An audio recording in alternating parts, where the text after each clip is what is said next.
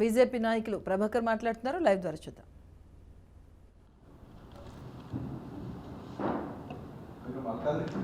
Ticket ఆపిస్తున్నారు ticket రాదని sensation వ్యాఖ్యలు చేస్తున్నారు. దీపాదాస్ విషయంలో మీరు అబద్ధాలు ప్రచారం చేస్తున్నారు.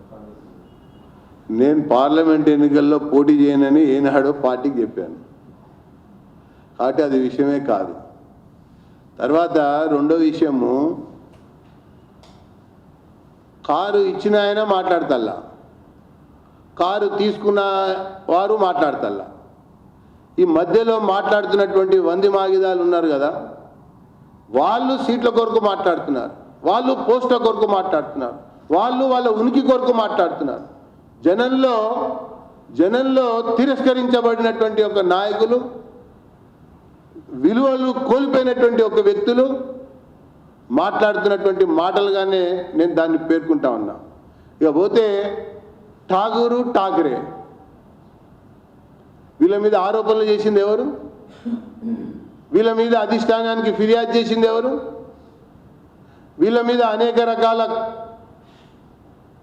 వాస్తవాల్ని బయటపెట్టింది ఎవరు? ఆ తర్వాత అధిష్టానమే ఠాగూర్ని ఎందుకు మార్చింది, ఠాకరేని ఎందుకు మార్చింది? అధిష్టానం సమాధానం చెప్పాలి, కాంగ్రెస్ పార్టీ సమాధానం చెప్పాలి దీనికి. ఠాగూర్ని ఎందుకు మార్చారు, ఠాకరేని ఎందుకు మార్చారు? ఒకవేళ వీళ్ళిద్దరే కనుక కాంగ్రెస్ పార్టీకి ఈ రాష్ట్రంలో జీవం పోసినటువంటి వాళ్ళు అయినట్టయితే ఎందుకు మార్చారు? అసలు వాళ్ళ మీద ఫిర్యాదులు ఎందుకు జరిగినాయి?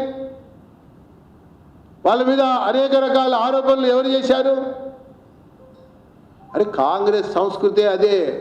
కాంగ్రెస్ సంస్కృతే బ్రీఫ్ కేసులు, సూట్ కేసులు, ల్యాండ్ ట్రాన్స్ఫర్లు, తర్వాత కార్లు, తర్వాత అక్కడి నుంచి సర్కారులో పనులు చేసుకోవటం అనేది కాంగ్రెస్ పార్టీలో, కాంగ్రెస్ ప్రభుత్వంలో అలవాటు అన్నటువంటి విషయం భారతదేశ రాజకీయాలు చూసిన తర్వాత, ఒక్కొక్క రాష్ట్రాల యొక్క పరిపాలన చూసినటువంటి తర్వాత అందరికీ ప్రజానికంగా అర్థమైనటువంటి ఒక వ్యవహారం అని చెప్పని నేను పేర్కొంటున్నా. కాబట్టి అనేక రాష్ట్రాల్లో కాంగ్రెస్ ప్రభుత్వంలో అధికారంలో ఉన్నటువంటి మంత్రులు కానీ ముఖ్యమంత్రులు కానీ జైలుకి వెళ్ళినటువంటి సందర్భాలు, ఇన్ఛార్జీలుగా ఉన్న వాళ్ళు ఇంటికి వెళ్ళినటువంటి ఒక సందర్భాలు, ఇట్లా కాంగ్రెస్ సంస్కృతిలో అంతర్భాగంగానే సాగినటువంటి వ్యవహారం ఇప్పటికి కూడా నేను చెప్తున్నాను. ఇచ్చిన వాడన్నా మాట్లాడాలి, తీసుకున్న వాళ్ళన్నా మాట్లాడాలి, అప్పుడే నేను సమాధానం చెప్తా, ఆధారాలు చూపిస్తానని చెప్పని నేను పేర్కొంటా ఉన్నా. ఓకే, ధన్యవాదాలు.